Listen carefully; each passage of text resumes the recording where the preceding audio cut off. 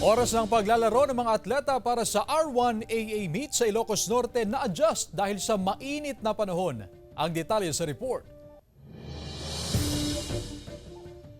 Puspusan ang paghahanda ng mga atleta at paaralan ilang araw bago ang nalalapit na Region 1 Athletic Association meet na gaganapin sa lalawigan. Ngunit dahil sa patuloy na nararanasang pagtaas ng heat index, magkakaroon daw ng adjustment sa paglalaro ng mga atleta para sa kanilang kalusugan. Pumapalo sa 39 to 41 degrees ang damang init sa lalawigan. Kaya naman malaking tulong daw sa mga kalahok ang adjustment sa oras ng paglalaro. For the outdoor activities, for the contested events just like athletics, swimming, and other events, malaking tulong din sa kanila para naman hindi maano yung mga bata sa sobrang init ng panahon.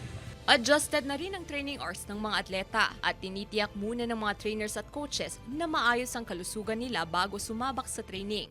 Medyo mainit, kaya dapat po lagi tayo uminom ng tubig para hindi tayo magkasakit. Ayon sa Schools Division Superintendent, alas 6 ng umaga magsisimula ang ilang outdoor sports para sa R1AA, habang posible namang hanggang gabi ang schedule ng football. Hindi naman daw gaanong maaapektuhan ng mga indoor sports tulad ng gymnastics at table tennis. Gaganapin naman sa hapon ang opening program upang makaiwas sa init ang mga kalahok. The heat by that time may have been, extended to tolerable condition.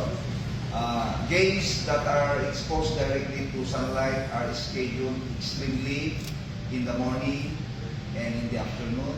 Inaasahang gaganapin ang R1AA sa probinsya sa April 22 hanggang April 27. Kasama si Reynold Velasco, Gab De Luna, 1 North Central Luzon.